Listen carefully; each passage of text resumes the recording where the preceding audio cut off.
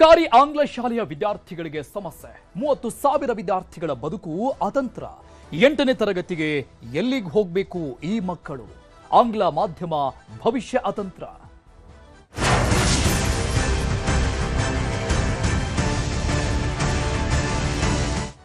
CM DK Shivakumar ನೋಡಲೇಬೇಕಾದಂತಹ ಸುದ್ದಿ ಇದು. ಶೈಕ್ಷಣಿಕ ವರ್ಷ ಈಗಾಗಲೇ ಆರಂಭ ಆಗಿದೆ. ಆರಂಭ ಆದ್ರೂ ಕೂಡ ಸಮಸ್ಯೆಗಳು ಬಗೆಹರಿದಿಲ್ಲ.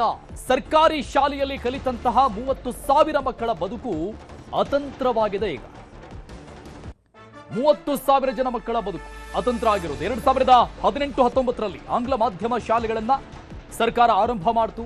ಆ ಸಬ್ಜೆಕ್ಟ್ಗಳನ್ನ ಇಟ್ಟು 1ರಿಂದ 7ನೇ ತರಗತಿವರೆಗೆ ಇಂಗ್ಲಿಷ್ ಮೀಡಿಯಂ ಆರಂಭವನ್ನ ಮಾಡ್ತು ಸರ್ಕಾರ. 8ನೇ ತರಗತಿಯಿಂದ ಆಂಗ್ಲ ಮಾಧ್ಯಮ ಇದುವರೆಗೂ ಆರಂಭ ಮಾಡಿಲ್ಲ ಸರ್ಕಾರ.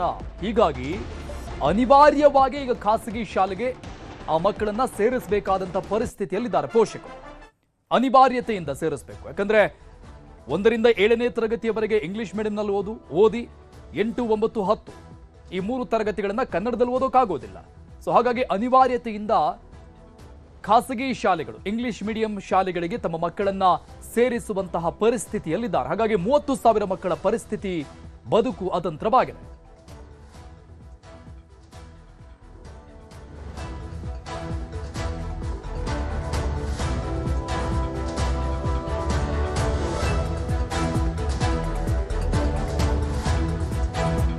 ಡೀಟೇಲ್ಸ್ ಕೊಡ್ತಾರೆ ನಮ್ಮ ಪ್ರತಿನಿಧಿ ಆಶಿಕ್ ಮುಲ್ಕಿ. ಲೈವ್ ನಲ್ಲಿ ಜಾಯ್ನ್ ಆಗ್ತಾ ಇದ್ದಾರೆ. ಆಶಿಕ್, ಇದೆಂತ ದ್ವಂದ್ವ ವಿಚಾರ ಅಂತ ಗೊತ್ತಾಗ್ತಾ ಇಲ್ಲ. ಇವ್ರ ಲಾಜಿಕ್ ಕೂಡ ಅರ್ಥ ಆಗ್ತಾ ಇಲ್ಲ. 1ರಿಂದ 7 ಇಂಗ್ಲಿಷ್ ಮೀಡಿಯಂ, ಈಗ 8, 9, 10 ಆ 3 ತರಗತಿಗಳಿಗೆ ಆ ವಿದ್ಯಾರ್ಥಿಗಳು ಏನ್ ಮಾಡಬೇಕು?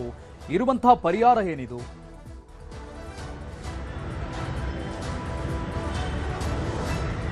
ಅರುಣ್, ದೂರದೃಷ್ಟಿ ಇಲ್ಲದೆ ಒಂದು ಯೋಜನೆಯನ್ನ ಅಥವಾ ಒಂದು ಕಾರ್ಯಕ್ರಮವನ್ನ ಜಾರಿ ಮಾಡಿದ್ರೆ ಯಾವ ರೀತಿಯಾಗಿರುವಂತ ಪರಿಣಾಮ ಎದುರಿಸಬೇಕಾಗುತ್ತೆ ಅನ್ನುವಂಥದ್ದಕ್ಕೆ ರಾಜ್ಯ ಸರ್ಕಾರದ ಈ ಯೋಜನೆ ಇದೀಗ ಏನು ಕೈಗನ್ನಡಿ. ಯಾಕೆ ಅಂತಂದ್ರೆ 2018-19ರಲ್ಲಿ ರಾಜ್ಯದ 1,000ಕ್ಕೂ ಅಧಿಕ ಶಾಲೆಗಳನ್ನ ಇಂಗ್ಲಿಷ್ ಮಾಧ್ಯಮ ಶಾಲೆಗಳು ಅಂತ ಪರಿಗಣಿಸಿ ಕನ್ವರ್ಟ್ ಮಾಡ್ಕೊಂಡಿತ್ತು. ಅದರಲ್ಲಿ ಮಕ್ಕಳಿಗೂ ಕೂಡ ಖುಷಿಯಾಗಿತ್ತು, ಪೋಷಕರಿಗೂ ಕೂಡ ಖುಷಿಯಾಗಿತ್ತು. ಸರ್ಕಾರಿ ಇಂಗ್ಲಿಷ್ ಮೀಡಿಯಂ ಶಾಲೆಗಳಲ್ಲಿ ನಮ್ಮ ಮಕ್ಕಳಿಗೆ ಇಂಗ್ಲಿಷ್ ಕಲಿಯೋದಕ್ಕೆ ಒಂದು ಅವಕಾಶ ಇರುತ್ತೆ ಅನ್ನುವಂಥ ನಿಟ್ಟಿನಲ್ಲಿ ಎಲ್ಲಾ ಪೋಷಕರು ಕೂಡ ಆ ಶಾಲೆಯಲ್ಲಿ ಮಕ್ಕಳನ್ನ ಕಡಿಮೆ ದುಡ್ಡಿಗೆ ಹೋಗಿ ಅಲ್ಲಿ ಆ ಒಂದು ಸೇರಿಸುವಂತ ಕೆಲಸವನ್ನ ಮಾಡಿದ್ರು. ಇದೀಗ ಮಕ್ಕಳು 7ನೇ ತರಗತಿಯನ್ನು ಓದಿ ಮುಗಿಸಿ ಇದೀಗ ಮತ್ತೆ 8, 9, 10ನೇ ತರಗತಿಗೆ ಯಾವ ಮಾಧ್ಯಮದ ಶಾಲೆಗಳಿಗೆ ಸೇರಿಸಬೇಕು ಅನ್ನುವಂತ ಒಂದು ಯಕ್ಷ ಪ್ರಶ್ನೆ ಎಂದಿದೀಗ ನಿಂತಿರುವಂತದ್ದು. ರಾಜ್ಯದ 30,000ಕ್ಕೂ ಅಧಿಕ ಮಕ್ಕಳು ಇದೀಗ ಅತಂತ್ರ ಸ್ಥಿತಿಗೆ ತಲುಪಿರುವಂತದ್ದು. 1ರಿಂದ 7ನೇ ಕ್ಲಾಸ್ ವರೆಗೂ ಕೂಡ ಇಂಗ್ಲಿಷ್ ಮೀಡಿಯಂನಲ್ಲಿ ನಮ್ಮ ಮಕ್ಕಳು ಓದಿದ್ದಾರೆ. ಈಗ 8ನೇ ತರಗತಿಗೆ ಯಾವ ಮಾಧ್ಯಮಕ್ಕೆ ಸೇರಿಸಬೇಕು ಅನ್ನುವಂಥದ್ದು. ಇಂಗ್ಲಿಷ್ ಮಾಧ್ಯಮದಲ್ಲೇ ಓದಿಸಬೇಕು ಅಂತಂದ್ರೆ ಖಾಸಗಿ ಶಾಲೆಗಳಿಗೆ ಅವರು ಹೇಳುವಷ್ಟು ಫೀಸನ್ನ ಕೊಟ್ಟು, ಡೊನೇಷನ್ ಅನ್ನ ಕೊಟ್ಟು ತಮ್ಮ ಮಕ್ಕಳನ್ನ ಶಾಲೆಗೆ ಸೇರಿಸಬೇಕಾಗುತ್ತೆ. ಇತ್ತ ಸರ್ಕಾರವು ಕೂಡ 1ರಿಂದ 7ನೇ ತರಗತಿವರೆಗೂ ಮಾತ್ರ ಇಂಗ್ಲಿಷ್ ಮೀಡಿಯಂ ಶಾಲೆಗಳನ್ನ ಆರಂಭ ಮಾಡಿರುವಂತದ್ದು.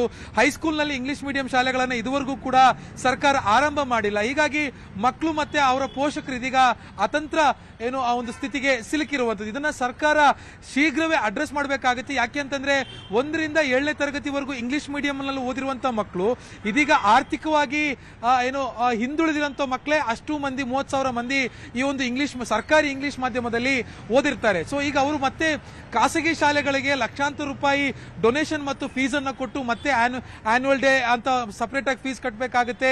ಎಕ್ಸಾಮ್ ಫೀ ಅಂತ ಮತ್ತೆ 1,000 ರೂಪಾಯಿ ಸಪರೇಟ್ ಕಟ್ಟಬೇಕಾಗುತ್ತೆ. ಬರೋಬ್ಬರಿ 1.5 ಲಕ್ಷಕ್ಕೂ ಅಧಿಕ ಫೀಸ್ಗಳು ಸಾಮಾನ್ಯವಾಗಿ ಇದೀಗ ಸ್ಕೂಲ್ ಲೆವೆಲ್ ಇಂದಾನೆ ಎಲ್ಲಾ ಮಕ್ಕಳಿಗೂ ಕೂಡ ತೆಗೆದುಕೊಳ್ಳಲಾಗುತ್ತೆ. ಸೊ ಅಷ್ಟು ಫೀಸ್ ಅನ್ನ ಕಟ್ಟಿ ಓದಿಸುವಷ್ಟು ಒಂದು ಆರ್ಥಿಕವಾಗಿರುವಂತಹ ಶಕ್ತಿ ಈ ಸರ್ಕಾರಿ ಶಾಲೆಯಲ್ಲಿ ಓದ್ತಾ ಇರುವಂತಹ ಮಕ್ಕಳ ಪೋಷಕರು ಇದೆಯಾ ಅಂತ ಕೇಳಿದ್ರೆ ಖಂಡಿತವಾಗಿಯೂ ಇಲ್ಲ. ಸೊ ಹೀಗಾಗಿ ಸರ್ಕಾರ ಇದನ್ನ ಆದಷ್ಟು ಬೇಗ ಅಡ್ರೆಸ್ ಮಾಡಿ ಈ ಒಂದು 30,000ಕ್ಕೂ ಅಧಿಕ ಇರುವಂತಹ ಮಕ್ಕಳಿಗೆ ಇಂಗ್ಲಿಷ್ ಮೀಡಿಯಂನಲ್ಲೇ ಹೈಸ್ಕೂಲ್ ವಿದ್ಯಾಭ್ಯಾಸವನ್ನು ನಡೆಸೋದಕ್ಕೆ ಬೇಕಾಗಿರುವಂತಹ ವ್ಯವಸ್ಥೆಯನ್ನ ಮಾಡಬೇಕಾಗುತ್ತೆ.